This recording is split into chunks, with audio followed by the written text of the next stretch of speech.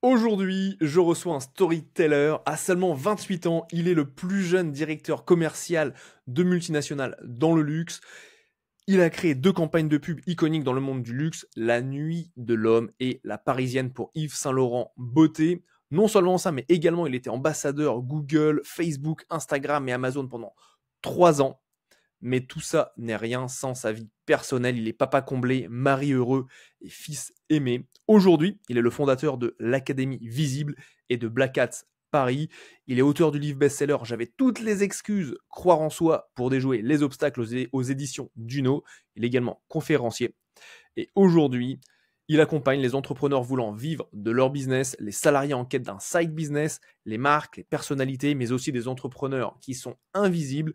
Il les aide à devenir visibles et trouver des clients grâce à la puissance du storytelling. J'ai le plaisir d'accueillir Monsieur Steves Unkponu. Salut Steves, comment vas-tu?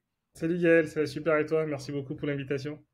Avec plaisir, ça fait un moment que je voulais t'avoir sur le podcast. On avait déjà bien connecté à plusieurs reprises. Et il y a quelque chose qui m'a toujours marqué chez toi, c'est ton personal branding, mais aussi ce storytelling que tu exprimes sans le dire. Donc, pour toi, c'est quoi ce storytelling? Et même le Euh, storytelling, déjà pour les personnes qui ne le connaissent pas, qui ne savent pas ce que c'est ce mot-là.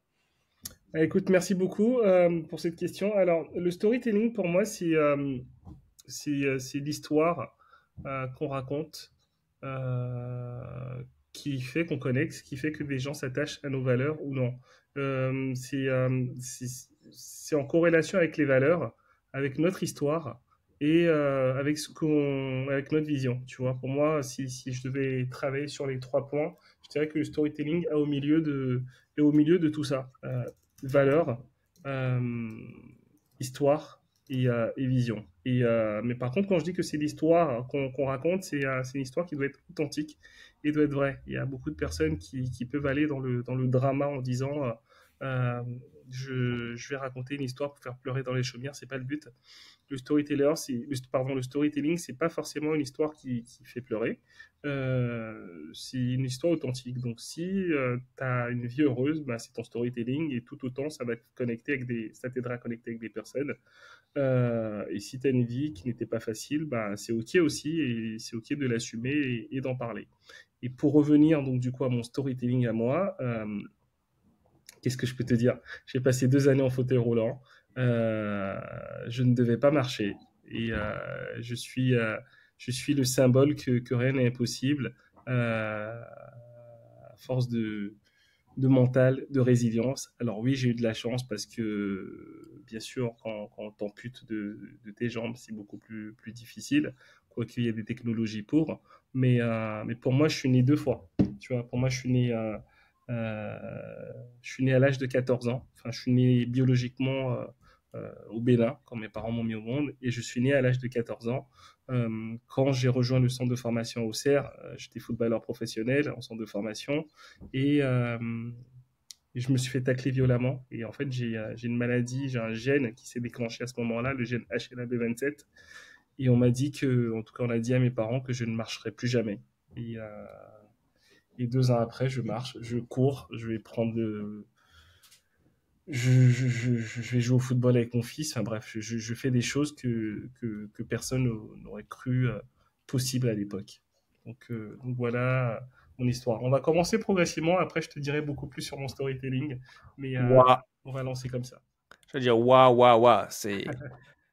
Là, tu ouvres des portes qui sont. Tu mets plein de portes. Par laquelle aller ouvrir, tu vois, tu parles de valeur. Tu sais, tu dis, il y a 3 aspects dans le storytelling, valeur, histoire, vision. Quand on t'apprend à l'âge de 14 ans, Monsieur Steve Ponou, après ce tag, vous devriez plus remarcher parce que vous avez le Eugène, alors j'ai pas retenu le numéro, hein. HLA-B27. HL1B27, Imprononçable. Ouais. très bien. Quels sont les... Enfin déjà, qu'est-ce que tu te dis, toi, à ce moment-là? Et quels ont été justement, je dirais, parce que vu que là, aujourd'hui, bah, tu marches, enfin, pour moi, ça me paraît normal, tu vois. Euh, Quelles sont les valeurs, je dirais, et le caractère que ça t'a, entre guillemets, obligé à forger? Bah, pour surmonter ça, et puis bah, pour avoir le parcours qu'on a cité en introduction, 28 ans, plus jeune directeur commercial multinational en luxe, deux publicités iconiques dans le monde du luxe. Et pour info, tu n'as plus 28 ans. On a découvert aujourd'hui qu'on était né la même année à Exactement. quoi? À 2 mois d'intervalle. Et d'ailleurs, t'es né, c'était le 20, c'est ça? Le 20 août, c'est ça? 18 août. Le 18 août, autant pour Ouais. moi. Et toi, c'est Euh, le 28 juin. 23, 23. 23 juin. On est le numéro 1, c'est pas notre truc, on va dire. Mais ce qui est dingue, c'est 4 jours avant ma mère, tu vois. Ma mère, Ouais. c'est le 22. Ok. Toi, le 18, c'était juste avant. Ouais. Ouais. Ouais. Et on partage la même année de naissance. Ouais, Euh, beaucoup d'autres choses en plus qu'on partage. exactement, ouais. J'ai pas mal de similitudes dans notre histoire, dans notre parcours. Ouais, C'est carrément. clair. Mais tout ça pour dire, tu n'as plus 28 ans, il y a de l'eau qui a coulé sous les ponts. Ouais, Bah là, tu vois, malheureusement. on va le dire. Moi, je suis ouvert avec ça. Moi, je fête mes 40 ans cette année, tu vois. Ouais, pareil. J'ai pas de problème avec ça. J'ai 40 ans cette année et je trouve que c'est une chance d'ailleurs d'avoir. C'est une chance de vieillir et c'est une chance de d'être. Enfin, en tout cas, moi, je vis comme une bénédiction cette 40e année. Ça me faisait peur. Hein. Tu me disais au style de 14 ans, ouais, à un moment, tu te retrouveras à 40 ans. Enfin, j'espère vivre le plus tard possible, mais c'est normalement, c'est la moitié d'une vie, 40 ans, tu vois. Euh, et bref, je m'égare ce que tu disais. La première valeur, c'est la résilience. La C'est la résilience. résilience, en fait, si tu veux, c'est un mot qui est galvaudé, que tout le monde utilise aujourd'hui, mais ce mot-là, je sais pas que c'était ce mot-là, mais ce mot-là, je l'ai connu de par mes parents, parce que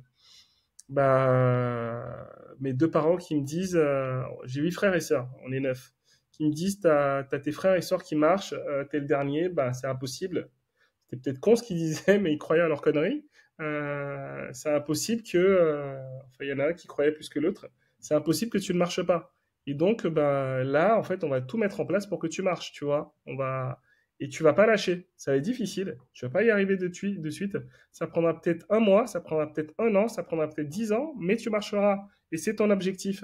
Et donc, la première valeur que j'ai développée, c'était ça. La deuxième valeur que j'ai développée après ça, bah, une fois que j'ai marché, c'est l'audace, parce que quand tu as touché le fond, parce que je vais pas te mentir, j'ai eu des, j'ai eu des idées noires. J'ai pensé à me suicider quand j'étais au centre de rééducation. C'était compliqué parce que tu te dis, en fait, ça sert à quoi? Tu vois, ça sert à quoi? T'es enfermé dans un centre. Le matin, tu te lèves, tu manges, tu fais de la kiné, tu dors, tu fais de la kiné. T'as ta famille qui vient te voir. Ok, mais ça sert à quoi de vivre ça, tu vois? Et surtout, tu peux plus marcher, donc tu te fais des scénarios, ben, je trouverai pas de femme, je ne construirai pas de famille, j'aurai pas d'enfant, enfin bref, tous les trucs que tu peux t'imaginer, tu te dis, bah, en fait, ça sert à quoi de vivre ça? Donc, une fois que tu le passes, c'est l'audace pour moi. Quand tu me dis non, c'est le début d'un oui, tu vois. C'est que, ok, bah en fait, ok, j'ai pas la capacité de faire ça, ben, je mettrai tout en place. Bah, si je passe pas par la porte, je prendrai la fenêtre. Bah, tu sais quoi, j'ai pas d'ascenseur, je vais prendre un escalier. Et si j'ai envie de faire quelque chose, bah, en tout cas, je le fais, tu vois. Dans le respect, bien entendu, mais voilà, deuxième, c'est l'audace. Et, troisième, c'est la bienveillance, tu vois. C'est la bienveillance parce que on ne sait pas ce que les gens vivent. Tu vois, tu vois les gens au quotidien, tu sais pas ce qu'ils vivent dans leur vie. Et on en parlait, j'ai pas de problème avec ça. Je t'ai dit que j'ai fait un beau lancement, c'était très bien, on a fait de superbes ventes. Et là, au moment où je te parle, je suis vidé de batterie. Tu vois, ça va repartir. Hein. Dans une semaine, je vais retrouver l'énergie. Mais en fait, les gens pensent que ouais, tu as tout le temps l'énergie, tu es tout le temps attaqué tout le temps. Bah oui, en fait, c'est humain des jours, t'as pas envie. Tu sais, t'as beau être entrepreneur, t'as beau kiffer ce que tu fais, il y a des jours, t'as pas envie, tu vois. Donc, t'as deux options, c'est que tu as la discipline et tu lâches pas. Ou alors, en fait, si tu écoutes ton corps, et en fait, je dis ça, c'est l'expérience aussi. C'est les 40 ans qui font que. Parce que quand je m'étais pas écouté, mon corps, il m'a rappelé et je suis tombé malade pendant longtemps et j'avais 2, 3 semaines de break dans mon entreprise où c'était compliqué. Donc là, quand j'ai des moments où ça va pas, hop, dans la nature. Après, je reviens chez moi à Paris et je coupe tout, je calcule personne. Et puis après, ça repart, tu vois. Donc bienveillance parce que tu sais pas ce que chacun vit. Et c'est important d'être bienveillant les uns auprès des autres. Et le troisième, c'est authenticité. Tu vois, moi, j'ai pas de... Je suis pareil sur les réseaux sociaux que dans ma vraie vie, en fait. Je suis pas dans un rôle et je suis pareil avec mes potes. Euh, j'ai un pote qui était venu lundi avant-hier à l'improviste chez moi parce que il passait je l'emmerde avec ça, mais il m'écoute pas, il est salarié encore. Pour moi, il est en train de faire une connerie. Et il passait des entretiens pour aller plus haut. Et en fait, mon pote, il a maigri. Et donc, en fait, il a été appelé pour un entretien. Il me dit, la dernière fois, j'étais avec mon pantalon qui était large. Est-ce que tu peux me passer un costume? Je dis, je te passe la costume, garde la cravate. Ça fait longtemps que je l'ai plus utilisé. Ces trucs-là, je l'utilisais quand j'étais salarié. Bref. Et, euh, et donc, il était là, il était venu, enfin, à la base pour prendre mon costume. Après, bref, il est resté. On a pris l'apéro et on était en train de manger. En fait, à un moment, j'étais fatigué. Je lui ai dit, bon, Rémi, tu fais ce que tu veux, mais là, moi, je vais me coucher. Et en fait, ça l'a choqué que je lui dise ça. Mais je lui ai dit, mais en fait, je vais pas te, c'est peut-être autistique ce que je dis, mais je vais pas m'empêcher de vivre. Enfin, tu sais quoi, enfin, si je suis fatigué, je vais écouter mon corps, en fait, tu vois. Et en fait, ça peut déranger les personnes. Mais j'avais passé assez de temps avec lui.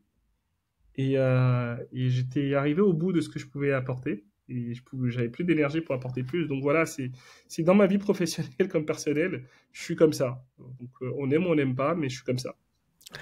Je comprends bien cet aspect de dormir, c'est pour ça que j'ai eu un sourire.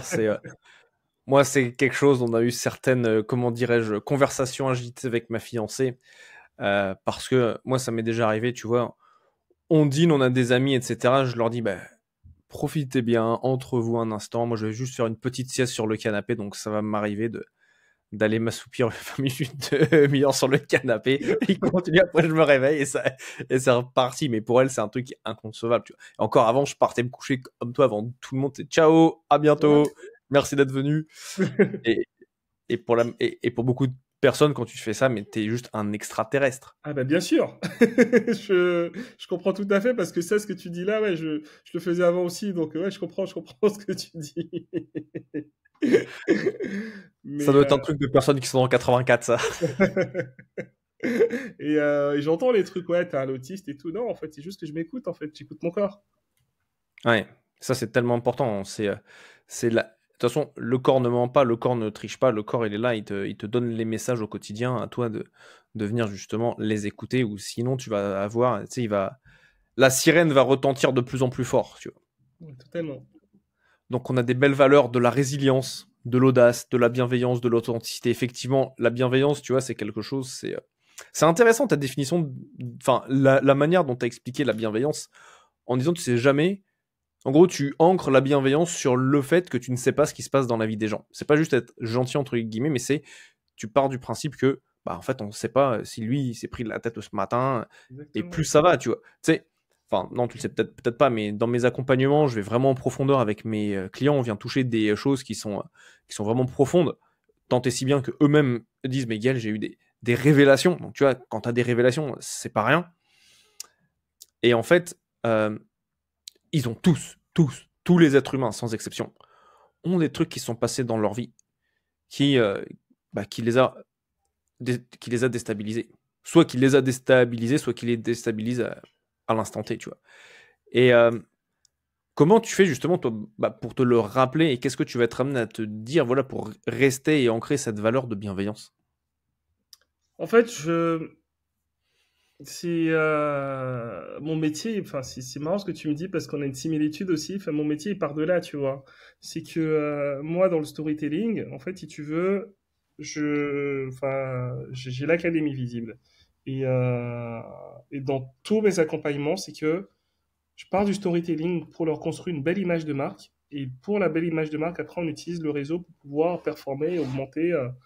Quand je parle de réseau, c'est pas que les réseaux sociaux, c'est réseaux sociaux, réseaux physiques. Et pour pouvoir performer et trouver des clients. Donc, du coup, je pars du principe que, enfin, alors moi, c'est ma méthode que j'ai brevetée. Il y a quelque chose qui s'est passé avant tes 14 ans. Tu vois, il y a Dodson enfin, je te dis ça parce que je suis papa et que je m'intéresse beaucoup à la psychologie humaine. Enfin, tu comprends pas pourquoi enfin, bah, si t'as pas encore d'enfant, mais tu comprendras si quand tu auras un enfant, si tu as envie, en tout cas, bien sûr, tu comprends pas que ton enfant, je sais pas, bah, tu veux lui attacher, tu veux lui mettre ses chaussures, il dit, bah, en fait, non, c'est pas toi, c'est maman, tu vois. Ou tu lui donnes, ou sa mère lui donne un plat de pâtes et il va dire, non, en fait, c'est pas toi, c'est papa. Enfin, bref.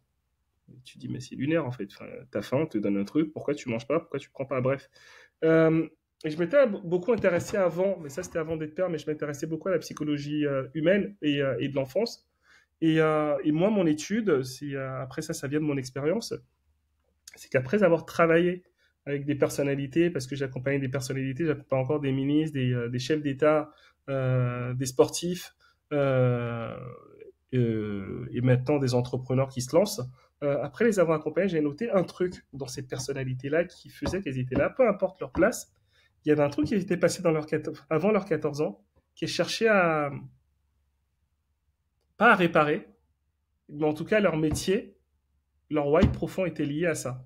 Et donc, pourquoi moi je me remémore ça, c'est qu'en fait, vu que c'est mon quotidien où j'accompagne les gens dans leur storytelling, dans comment on va construire l'histoire qui va être en adéquation avec ton business, avec ce que tu fais, ben moi, ça me rappelle aussi mon histoire, tu vois. Et c'est pour ça que je te dis, ouais, je suis dans la bienveillance parce que tu sais pas ce que chacun vit, tu vois. Je sais pas, à l'époque, quand on te disait, enfin, je sais pas, moi, quand on me disait, bah, tu marcheras plus jamais ou tu trouveras plus jamais quelqu'un dans ta vie, bah, forcément, c'est pas que tu as un doute, mais t'es pas bien. Et donc, du coup, si quelqu'un vient de parler, tu n'auras pas la même énergie pour lui parler. Tu vois.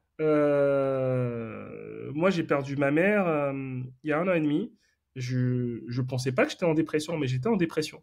Avec le recul, là, j'ai eu le recul là où je suis toujours triste et j'ai toujours cette douleur que j'ai de l'avoir perdu ma mère. Mais j'ai le recul nécessaire pour me dire qu'en fait, j'ai passé 1 an où j'étais invivable parce que euh, bah, je voulais pas sociabiliser, je voulais pas faire d'efforts, je voulais pas parler aux gens, je voulais pas aller en vacances. Enfin, il y a des choses, je me suis contraint à le faire, mais j'avais pas envie de le faire en fait, tu vois. Et quand tu analyses, c'était de la dépression, c'était de la dépression, tu vois. Et donc, je sais pas, quand tu te retrouves dans des fêtes de famille, à un moment, tu as, un moment d'absence. Quand je parle de famille, je parle de ma belle famille. Tu as un moment d'absence. Euh, les autres vont croire que t'es pas sociable ou que t'as pas envie ou non, mais c'est juste que il y a un événement là précisément où ta belle-mère dit une phrase et sert quelque chose où tu te projettes et tu penses à des choses et ben du coup tu es dans tes pensées, tu vois. Et avec tout l'amour, toute la bienveillance que ma belle-mère avait pour moi, c'est pas ce que je dis, tu es dans tes pensées. Et ça c'est pareil avec tout le monde. Bah, comme tu dis, bah, le matin, je sais pas, mon assistante, elle s'est pris la tête avec son mec, moi j'en sais rien.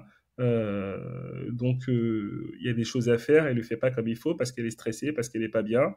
Euh, Bah, moi je vais lui poser la question, je vais lui dire ça va. Et c'est pas le ça va ou répondre au ça va en fait, c'est comment ça va là dans ta vie. Et après c'est une déformation professionnelle de la communication qui fait que moi quand tu me dis ça va, je te dis non mais c'est pas le ça va naturel que je te demande. Comment tu te sens? Mais voilà, c'est comme ça que je le mets en place, je pense, dans ma vie. Aller chercher les personnes par rapport à ça, c'est aller comprendre ce qui se passe, c'est vraiment des aspects qui sont game changer. Et Mm.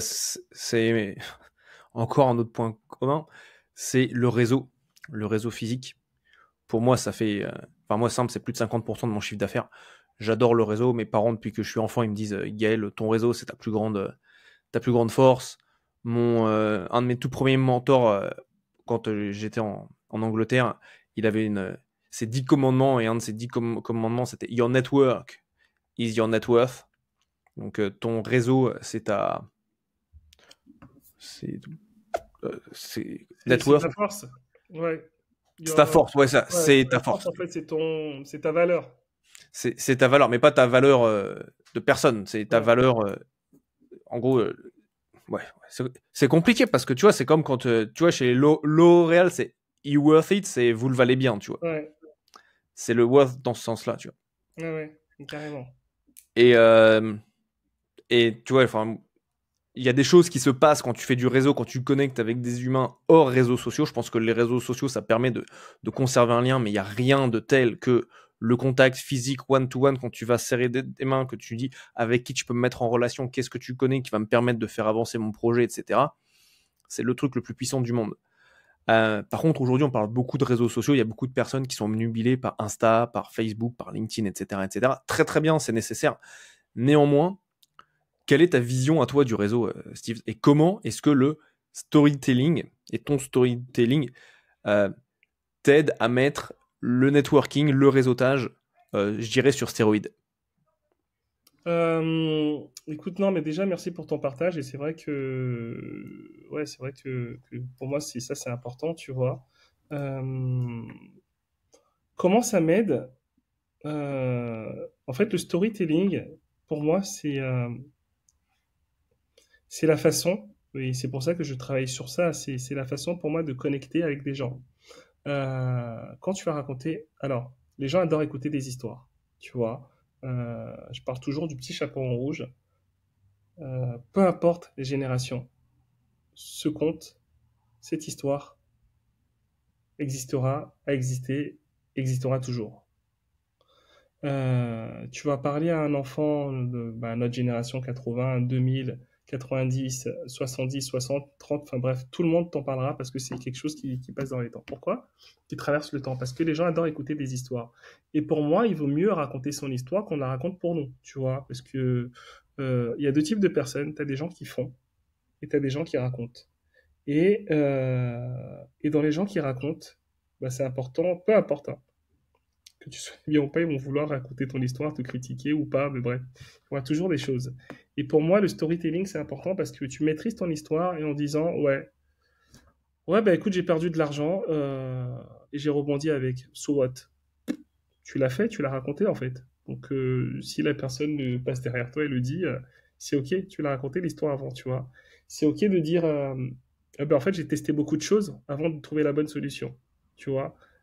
Et ça fait du bien aussi, et puis ça donne de l'espoir aussi aux autres en se disant, ok, en fait, la personne, tu la vois à ce niveau-là aujourd'hui, ben, en fait, elle a eu des difficultés pour y arriver, tu vois. Et moi, ce que je dis au quotidien, je dis, oui, j'ai de la chance d'avoir un business qui fonctionne aujourd'hui, mais en fait, les gens se rendent pas compte du sacrifice, tu vois. Quand je suis en lancement, moi, c'est Ah ça. man, chance, on va en revenir parce que la chance dans le business qui est réussi, on va en parler, hein.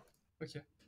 Ouais, mais c'est clair, tu vois. Donc, quand tu te dis, ouais, t'as passé des nuits de sacrifice où t'es rentré tard, t'as pas vu ta femme, t'as pas vu ton fils, parce que tu préparais un challenge, tu préparais un lancement, tu préparais des choses. Il fallait que tu documentes et que tu mettes ça en place. Ben, ça, t'es capable de le faire? Non, t'es pas capable de le faire, tu vois. Donc, bref. Donc, ouais, on va y revenir. Mais comment j'utilise le réseau, c'est tout simplement ça. C'est que je pense que le storytelling permet de connecter. Parce que avec l'histoire, regarde, quand on a parlé, nous, on s'est raconté nos histoires. Et tout de suite, on a vu une similitude et là, on a connecté, tu vois. Et c'est exactement ça. Et quand tu racontes bien ton histoire de la bonne façon et que tu suis les bonnes étapes pour pouvoir la raconter, mais déjà, tu captes un auditoire, tu captes des gens, et il y a des gens qui se retrouvent dans ça et qui achètent. Tu disais que 50% de ton business venait de ton réseau. Je ne sais pas si j'ai autant qui vient de mon réseau. Peut-être, peut-être pas. Mais ce que je vais te dire, c'est que peu importe, partout, si, quoique si, bah ouais, si, non, je mens, c'est vrai. Ouais, j'ai 50% en plus qui viennent de mon réseau.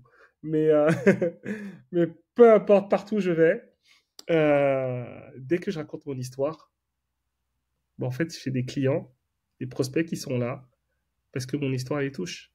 Et mes clients, c'est pareil, tu vois, et les gens qu'on accompagne en accompagnement collectif dans l'académie ou en coaching individuel ou autre, ou dans l'agence, euh, bah, pareil, en fait, elles me disent, c'est fou, je pensais pas que le storytelling pouvait autant impacter dans un business. Là, je me dis, bah oui, oui, t'as juste à raconter ton histoire. Maintenant, faut Bah savoir là, le tu faire. vois, par rapport à ça, tu vois, moi, c'est ce qui s'est passé. J'étais à une conférence en avril. J'étais devant 180, 180 on était 180 dans la salle. On avait l'opportunité de venir présenter enfin, ce qu'on faisait. Et on était, et les quatre personnes qui avaient la possibilité de passer à la radio, je suis arrivé. Bah, j'ai fait partie de ces quatre personnes qui sont passées à la radio parce que j'ai raconté mon histoire, mon storytelling. Bravo. Et au total, je suis arrivé deuxième sur 180 personnes Ah, c'est énorme. grâce à la puissance de mon storytelling, tu vois. Ouais. Non, mais tu vois, c'est exactement ça. Et c'est donc toi, tu parles vraiment de storytelling. Moi, je parle de singularité, de différenciateur inné, de s'autoriser en fait à révéler. Tu vois, la mission du business est de connecter l'humanité en révélant son potentiel. Ou pour moi, toutes les entreprises, mais sans exception avec lesquelles je parle, sont toutes assises sur une montagne de valeurs.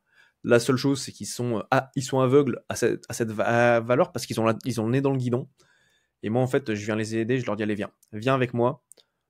On va aller articuler, on va aller exprimer la valeur que tu apportes et qui est pertinente pour ton client. Et ensuite, tu vas voir ce qui va se passer. Tu vois, et là, j'ai eu un record absolu en termes de nouvelles offres. J'ai un de mes clients, là, il a créé une offre à 96 000 euros, tu vois. Ouais, Qui vend, bravo. hein. Il n'a Ouais. pas juste créé pour la créer, il l'a créé, Ouais, il ouais. vendu. Et là, Non, je mais fais c'est waouh, génial. c'est extraordinaire. Et pourquoi? Parce qu'on allait révéler, on allait montrer le diamant brut qu'il avait à l'intérieur de lui, on l'a poli ensemble, paf, pour le mettre en avant, en fin de compte.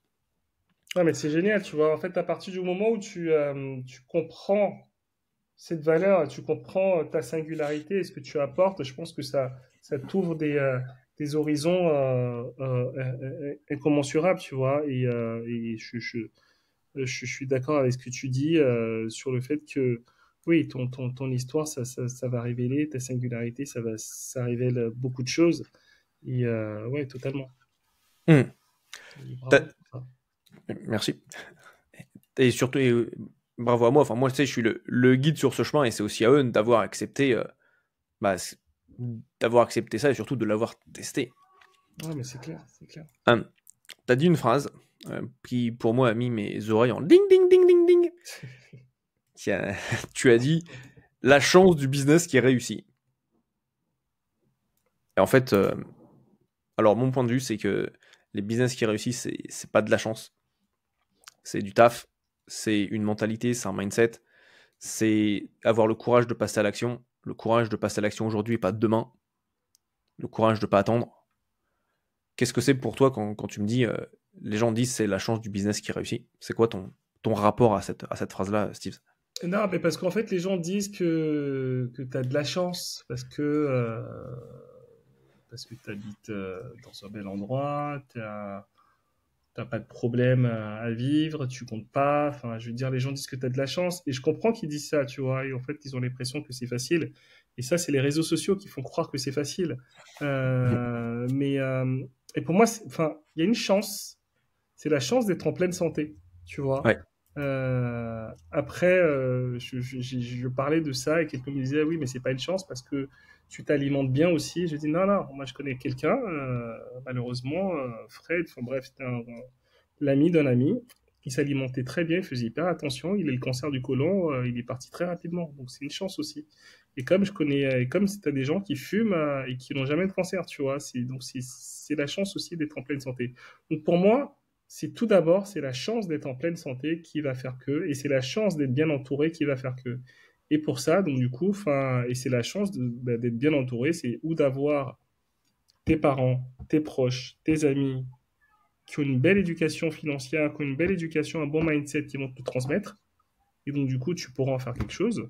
Ou alors avoir des gens comme toi et moi qui le font au quotidien, qui te permettent de pouvoir avancer, de pouvoir y aller. Donc en fait, c'est pour ça, enfin, moi mon rapport à ça, c'est que j'ai eu la chance de me former, j'ai eu la chance d'avoir des parents qui étaient travailleurs, donc je pense que la formation, en plus le travail de mes parents ont aidé, tu vois, et j'ai eu la chance de m'entourer de personnes qui font des grandes choses, tu vois. Je dis toujours aux gens, je suis le plus pauvre de mes potes. Et je suis content d'être le plus pauvre de mes potes parce que, après, ça peut paraître opportuniste ce que je veux dire. Dès que je sens que je suis en train de le dépasser, c'est pas bon. Il faut que j'aille chercher encore quelqu'un qui soit au-dessus de moi. Parce que, enfin, moi, je me nourris dans ça. C'est comme ça que je progresse, tu vois. Et, euh, et je vais pas dire, je vais pas, enfin, j'ai de la chance. J'ai des parents qui venaient d'un milieu aisé au Bénin, la bourgeoisie béninoise, mais c'est pas la bourgeoisie française, tu vois. Donc, c'est des codes qui sont pas pareils. Et je suis arrivé en France où ils savaient pas, où j'étais en banlieue parisienne. On était plusieurs dans un petit appartement. Et il y avait ce côté Dr. Jekyll, Mr. Hyde, où tu prends un bus et après tu vas au Bénin, tu as un chauffeur. Enfin bref, c'était très, très bizarre comme, euh, comme situation.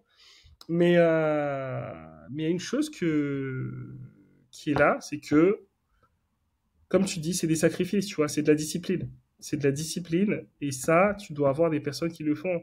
Et moi, dans l'académie, j'ai une personne, en fait, elle était salariée, elle faisait son job à côté. Je lui ai dit, quitte ton job. Elle me dit, non, je peux pas. Bref. Elle a signé. Nous, on accompagne pendant 3 mois de façon intense les personnes. En 3 mois, elle a signé FIFA, la Fédération internationale de football. Elle coach tous les dirigeants en tant que coach de prise en parole à la FIFA. Elle a signé TEDx et elle a signé une autre boîte dont j'ai oublié le nom là. Et ça, elle a fait en moins de 3 mois.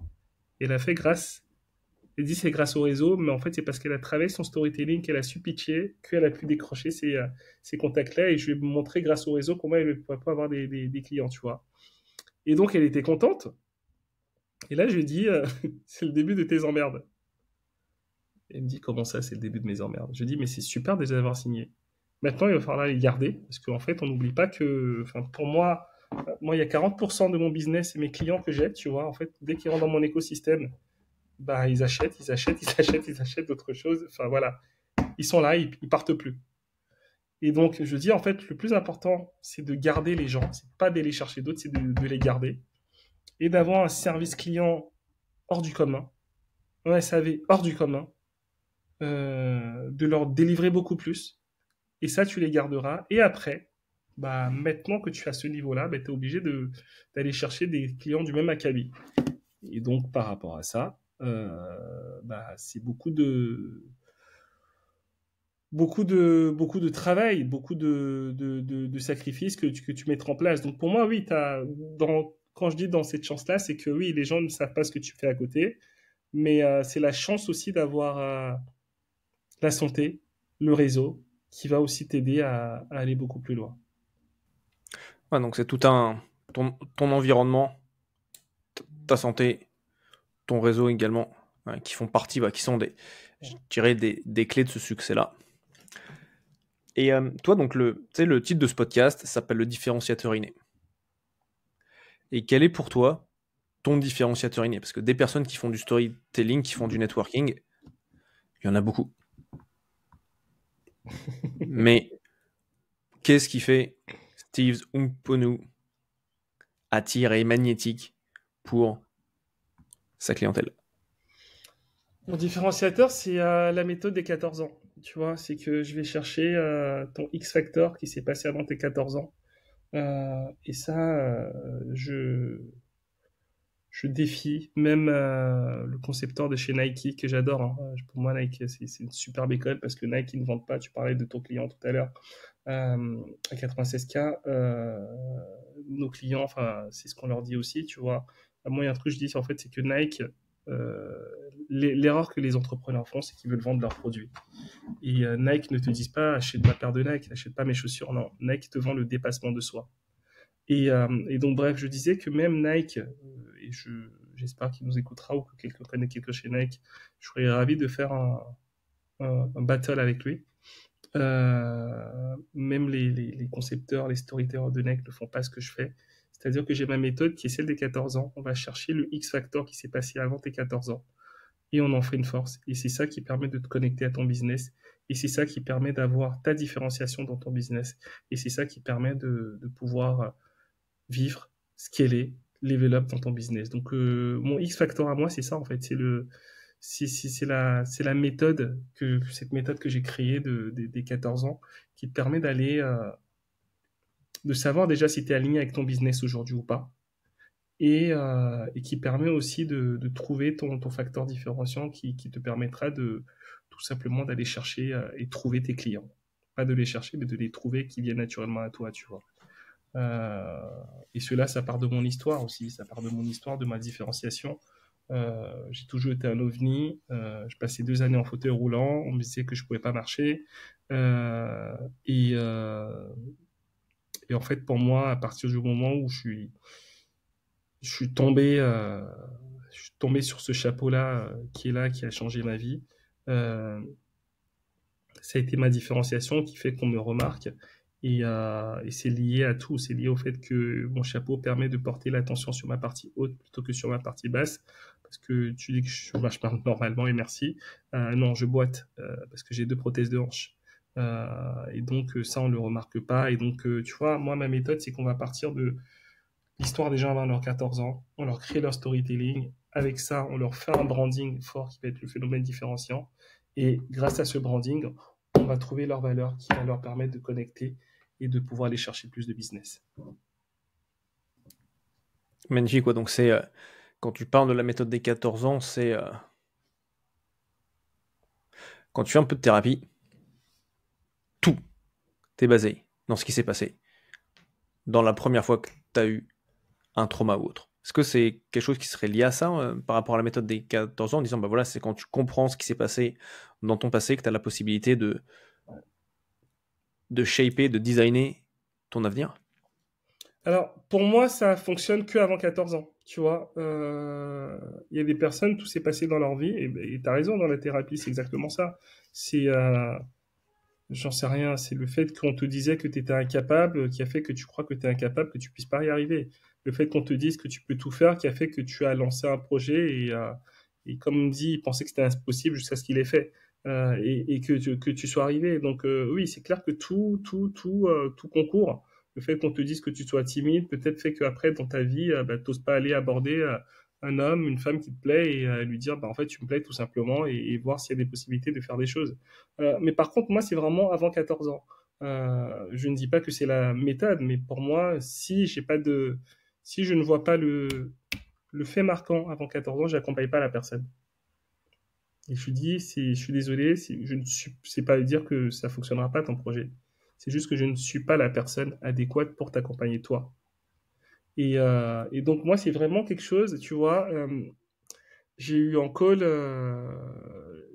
enfin c'est pas moi qui ai eu en call, mais j'ai un de mes closers qui a eu en call une personne euh, qui lançait un business et donc il m'a fait un petit rapport et je regardais, il n'y avait pas de... Parce qu'en fait, nous, on a un questionnaire, j'ai un questionnaire de 130 questions avant de pouvoir décider si je vais accompagner la personne ou pas, tu vois.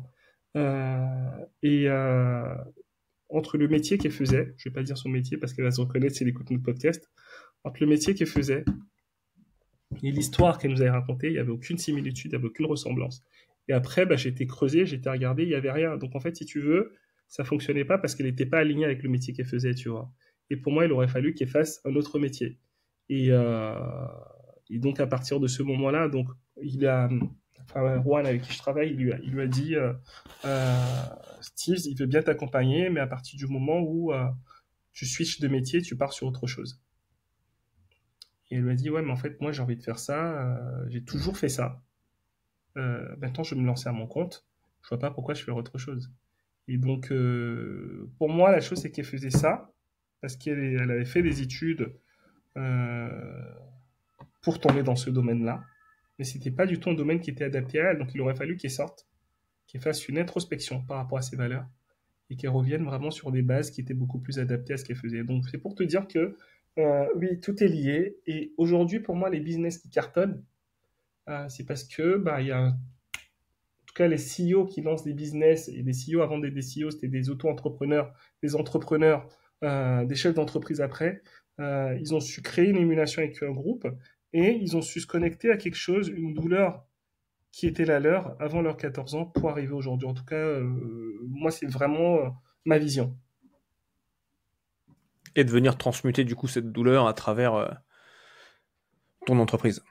Ouais, clairement, tu vois, quand t'as Elon Musk qui lance Tesla, c'est que bah, depuis tout petit, on lui disait qu'il était autiste, qu'il allait pas y arriver, et que il parlait de l'écologie. Enfin, quand tu écoutes ses TEDx, ses conférences, il parlait du fait de faire attention à la planète. Et aujourd'hui, pourquoi il cartonne, au-delà d'être génie et d'avoir, ok, une mère qui avait beaucoup d'argent qui l'a aidé à financer le projet, peu importe. Mais aujourd'hui, c'est parce il s'est aligné avec ce qui s'est passé, en fait, avec ses 14 ans qu'il le fait, tu vois. Et pareil, en fait, quand tu vas voir d'autres personnes, après, oui, ça arrive, hein. Ça arrive que tu as des projets qui naissent, ou des douleurs qui naissent après ces 14 ans, tu vois. Il y a, il y a une dame qu'on n'accompagne pas, mais je l'ai redirigée vers un confrère euh, qui a été violée. Et en fait, elle a lancé un centre euh, pour aider les enfants, mais que hommes, à lutter contre la violence. Et donc, du coup, en fait, elle les éduque pour pas qu'ils deviennent des violeurs demain, tu vois. Et donc, elle met tout un système d'éducation. Et elle veut travailler qu'avec des hommes parce que pour elle, ça part de l'éducation faite aux garçons qui violent des personnes autour. Donc ça s'est passé après dans sa vie, ça s'est passé à 20 ans et quelques. Donc bien sûr, là, il y a quelque chose de profond, mais pour moi, si tu vas chercher au-delà, c'est peut-être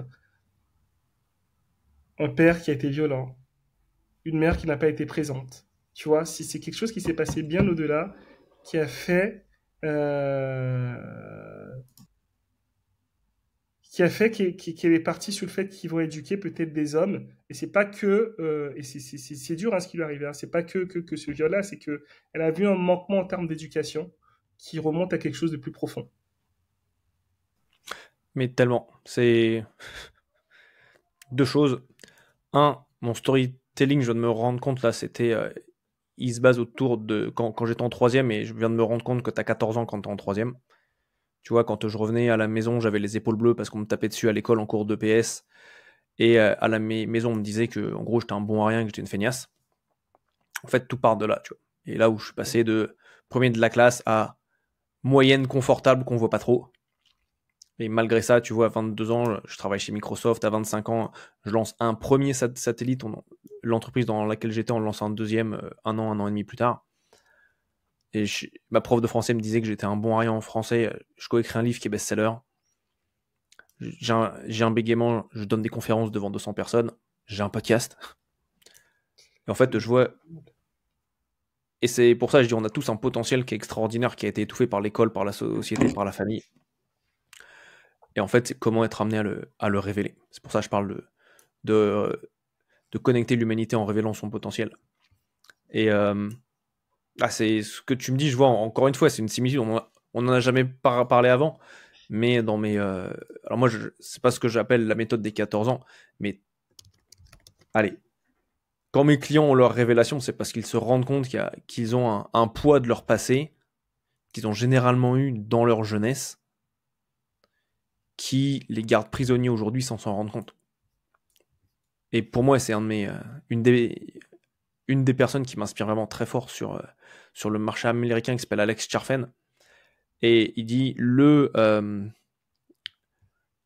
The secret weapon of entrepreneurs is fixing your trauma, is handling your trauma. C'est à partir du moment où tu arrives à faire la paix avec tes traumas que ça te donne un super pouvoir.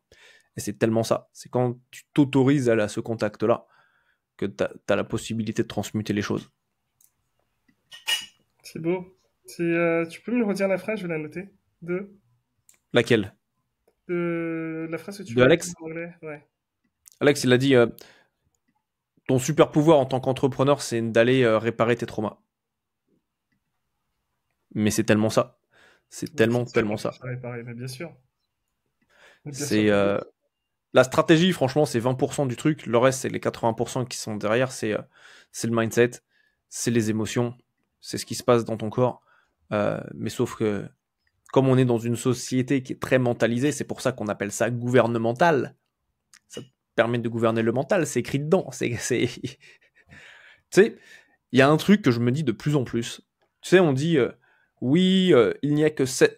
Quand on communique, il n'y a que 7% qu'on retient et le reste, je sais pas, c'est 40-50%, ça va être le non-verbal. Même si c'est... Je ne sais pas si c'est un fait qui est avéré ou si c'est un formatage qui a été effectué au fur et à mesure du temps.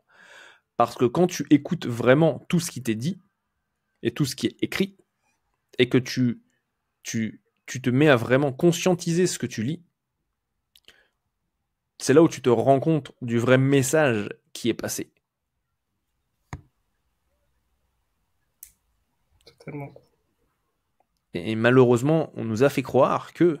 Enfin, c'est comme on nous fait croire que ce n'est que 7% de l'impact que tu as. Mais en fait, les gens n'y payent pas autant attention. C'est pareil, c'est dans la Bible. Enfin, corrige-moi si je me trompe, mais je crois une des premières parties, il dit avant il n'y avait rien et ensuite et la première chose qu'il y a eu c'était les mots ou quelque chose comme Ouais, ça, tu vois. ouais, au début était le verbe, ouais. Voilà, au Bien début sûr. était le verbe.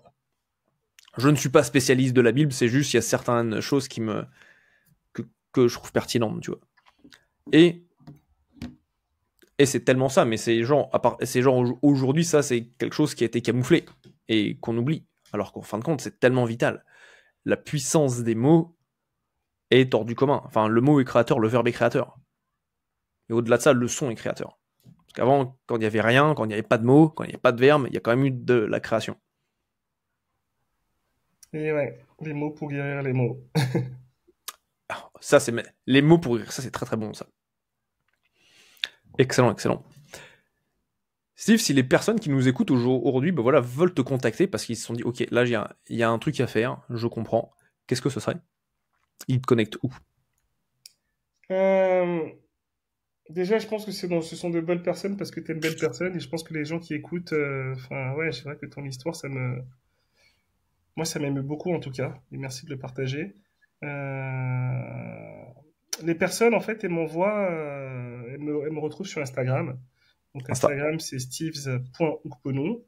Ou sinon, elle peut se connecter à ma newsletter sur mon site, c'est stevesukpono.com. Dès qu'elle s'enregistre à ma newsletter, elle m'envoie un message. Je regarde et je lis à tout. Je réponds à tous les mails. Elle m'envoie un mail.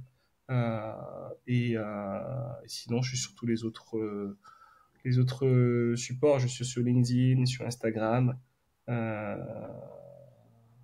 Pardon, sur LinkedIn, sur YouTube. Mais principalement Instagram et via la newsletter où ils ont mon adresse email pour pouvoir me contacter. Magnifique, ben on mettra tous les liens dans la description du podcast comme on fait à chaque fois. Euh, Tu sais, la mission dont je parlais, il y a deux aspects. Il y a une partie de connecter l'humanité en révélant son potentiel. Aujourd'hui, on a révélé ton potentiel, ton différenciateur inné. Et la partie de connexion, c'est de créer cette belle chaîne où voilà, tu es là aujourd'hui. Et j'aimerais savoir qui de ton entourage est-ce que tu aimerais voir passer sur ce podcast.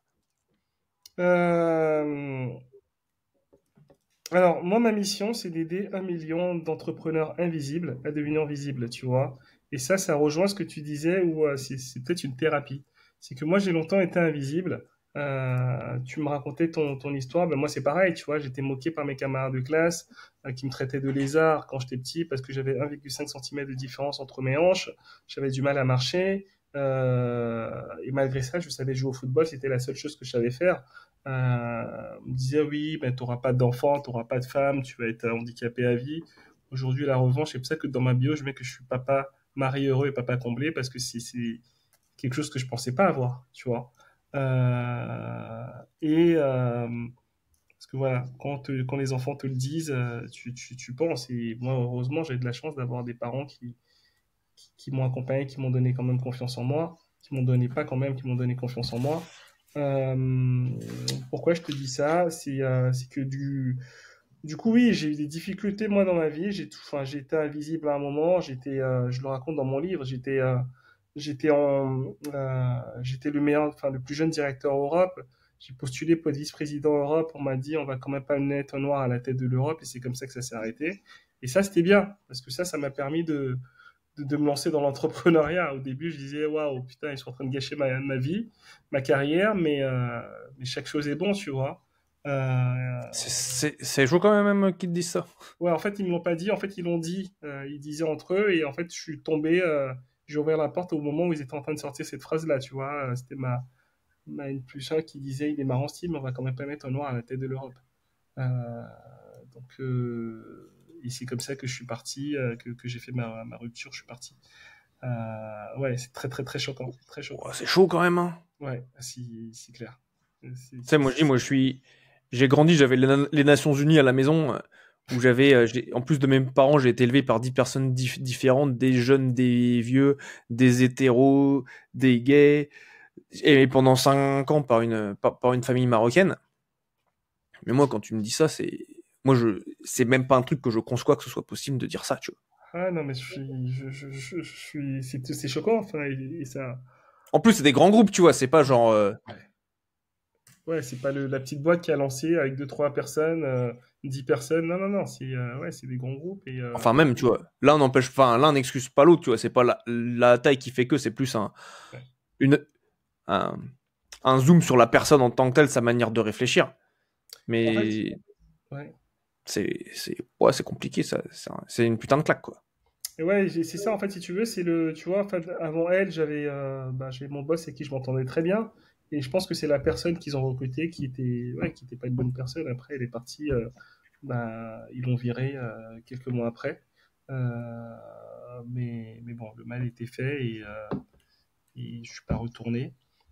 Et qu'est-ce que je voulais te dire par rapport à ça? Donc oui, donc avec ce problème de visibilité, du fait que ouais, j'ai l'impression physiquement j'étais pas là, tu vois, j'étais toujours la dernière personne qu'on choisissait. Je faisais la même. Non mais c'est vrai quand j'étais. Pareil. Bah, tu vois, bah, c'était ça. Donc j'ai toujours été invisible et je pense qu'aujourd'hui ma mission de rendre visible l'invisible, c'est parce que bah, c'est ce que j'ai vécu et je pense qu'il y a une personne que je peux te recommander. Euh, qui n'est pas dans l'invisibilité, qui est très visible dans le coup, mais Cyril, en fait, Cyril des Mister Dreamax, donc je te connecterai si tu veux, je te Ouais, recommande merci. de le prendre en podcast. C'est un ami, en fait, nous on s'est retrouvés tout simplement parce qu'il a perdu son père brusquement. Moi j'ai perdu ma mère brusquement, en 48 heures ma mère elle est décédée. Euh, Elle avait mal au ventre, elle était aux urgences et voilà, ça s'est arrêté comme ça. Et C'est chaud. ouais, ouais, ouais. Et Cyril, je laisserai raconter s'il a envie de le raconter. Mais on s'est retrouvés dans ça. Et Cyril, sa promesse, c'est d'avoir 100 000 followers en 100 jours. Ok. Sans les acheter, bien sûr. Ah oui, oui, non, non, sans les acheter. Donc, j'ai pas testé sa méthode encore. Donc, j'ai mes abonnés, ça vient pas de Cyril, mais j'ai pas encore testé sa méthode. Mais, mais en tout cas, j'aime bien ce qu'il fait. Et je trouve que ce serait intéressant que tu connectes, que tu l'invites à ton podcast. Donc voilà. Magnifique. Eh bien, Cyril, si tu nous écoutes, tu es invité. Et Ce serait avec j'aimerais te grand poser plaisir. la question à l'envers. Donc, je vous connecterai, j'enverrai un WhatsApp, j'en parlerai. Euh, j'ai envie de te poser la question à l'envers. Toi, qui de ton réseau euh, penses-tu avec qui moi je peux échanger? Sur quelle thématique? On te l'a jamais fait ça. On l'a jamais fait. Sur quelle Euh, thématique? non, mais peu importe, comme ça, histoire de vie, juste dans un entrepreneur, hein, bien sûr, euh, sur l'histoire de vie. Peut-être un salarié si tu veux, mais Quoi? peut-être un salarié, mais quelqu'un qui a un parcours de vie différent, qui a un parcours atypique. Moi, je suis passionné par les histoires atypiques, qui a une singularité, tu vois, Moi, je vais te dire qui c'est. Je l'ai en tête. Elle s'appelle Mélissa Carlier. Ok, Et je l'ai eu sur le podcast la semaine dernière. ok. Bon, c'est peut-être pas la semaine. C'est enregistré la semaine dernière pour les personnes qui vont dire oui, mais je la vois pas sur le podcast. Euh, et en fait, elle parle, et c'est un truc assez extraordinaire. Elle parle de ce qui s'appelle le flux libre instinctif. Ok, Et est-ce que ça te parle pas du tout. pas du tout? Très bien. Pour faire simple, le flux libre instinctif, c'est comment faire que les femmes, à la place d'utiliser des tampons et des serviettes hygiéniques, elles se reconnectent à leur corps pour, comment dirais-je, libérer le sang des règles aux toilettes et sans avoir besoin de tampons, serviettes ou cups. Ou les autres choses qui existent. Ok, Et c'est un truc extraordinaire, aussi bien de son histoire, aussi bien de sa mission, que moi je trouve extraordinaire de reconnecter à son corps, en gros, de venir réhabiter son corps à la place d'utiliser des technologies extérieures. Ok, écoute, parfait. Donc Mais elle est merci. extraordinaire. Avec plaisir de vous mettre en contact et en relation. Écoute, merci. Hâte de découvrir, par curiosité, de découvrir ça. Son podcast sera sorti au moment où celui-ci sera sorti, donc tu pourras l'entendre. Ok, bah, je vais écouter ça. Nickel, nickel. Écoute, on arrive sur la fin du podcast.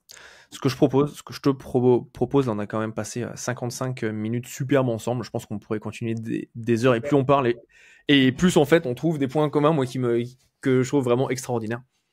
C'est Et clair. je souhaite te laisser le mot de la fin. Qu'est-ce que tu souhaiterais dire, voilà, aux personnes qui nous ont écoutés jusqu'à maintenant, pour les inspirer, pour leur donner peut-être une niaque, peut-être une envie de se dépasser, etc. À toi de jouer, Steve. Euh, alors, vous prenez un téléphone et ce que vous êtes en train d'écouter en ce moment, c'est venu d'une imagination de quelqu'un. Peu importe le téléphone ou l'ordinateur, enfin le support que vous utilisez, c'est venu d'une imagination de quelqu'un. Et ce que je veux dire par là, c'est qu'il y a trop de rêves qui sont brisés.